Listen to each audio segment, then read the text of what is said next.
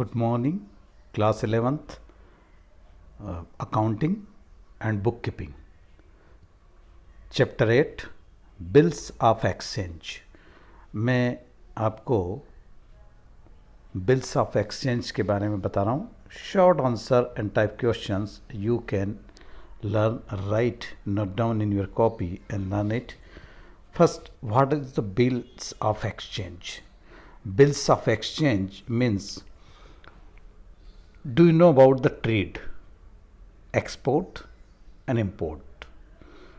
Export and import, when we export something, any country exports something, it gains the foreign currency. Okay, if the same country imports something, it has to pay for that and the foreign currency. देखिए, कोई भी country है, export उसको trade करना ही पड़ता है. Trade क्या होता है? फॉरेन ट्रेड की बात की जाए तो एक्सपोर्ट और इंपोर्ट. एक्सपोर्ट जब country who sends goods to the another country, एक कंट्री अपनी गुड्स दूसरे कंट्री को भेजता है तो वो एक्सपोर्ट कहलाता है. Import, the country receives goods from the other country. अगर एक कंट्री दूसरे कंट्री से गुड्स मंगवाता है तो वो इंपोर्ट कहलाता है. देखिए, जब हमारी कंट्री से एक्सपोर्ट हो रहा है, गुड्स बाहर जा रहा है, तो उसका पेमेंट हमको मिल रहा है, उसका वैल्यू हमको मिल रहा है ना.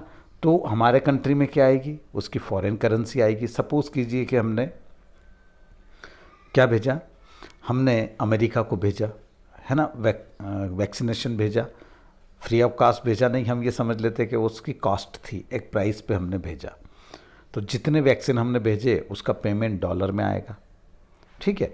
अब अमेरिका से या किसी और कंट्री से हमने कुछ मंगवाया है तो हमको उसका पेमेंट किस में करना पड़ेगा? डॉलर में करना पड़ेगा. देखिए, सपोज़ कीजिए कि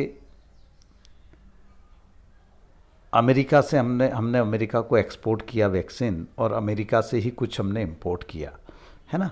तो सपोज़ कीजिए कि दोनों का वैल्यू सेम था.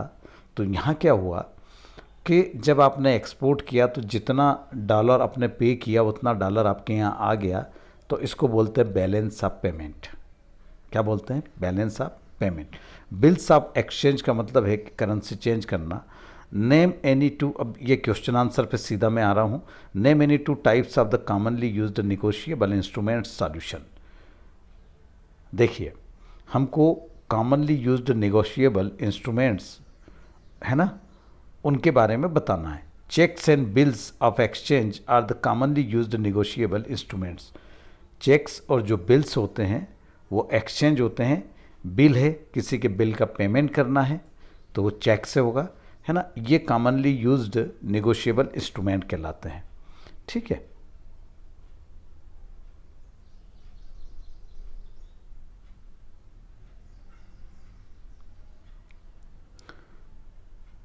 नेक्स्ट है second question. Right 2 points of the distinctions between bills of exchange and promissory note.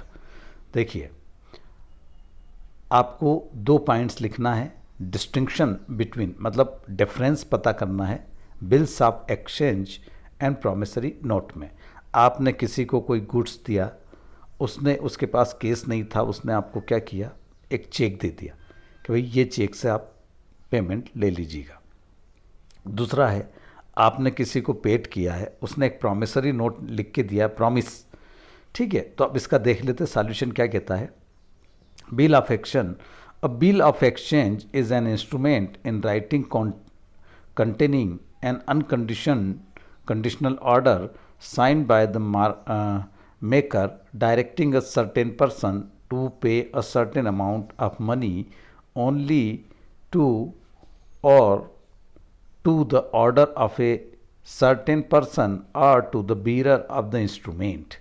देखिए, bill of exchange, bills of exchange का मीन्स ये है कि एक bill of exchange in instrument, ये एक इंस्ट्रूमेंट है जो राइटिंग होता है, उसमें क्या लिखा है? अनकंडीशनल एक ऑर्डर होता है, साइन बाय द मेकर, जो इसको बनाता है वो उस पर साइन करता है.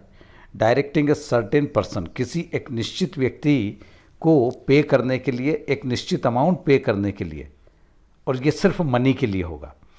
और to the order of a certain person to the bearer of the instrument, मतलब वो चेक क्या हो गया, इंस्ट्रूमेंट हो गया।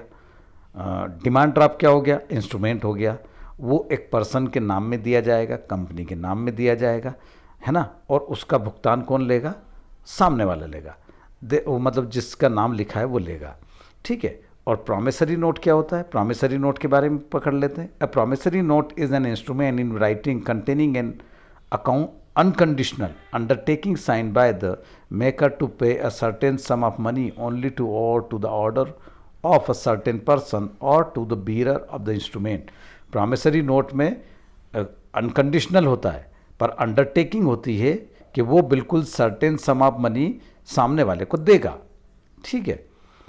देर are 3 parties involve, namely drawer, drawee and payee.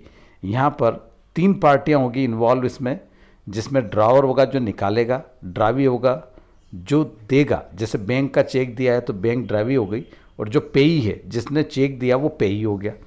यहाँ पर क्या है, there are 2 parties involve, namely maker and the payee. जिसने प्रॉमिसरी नोट लिखा है वो और लिखवाया है वो, और जो पे करेगा वो।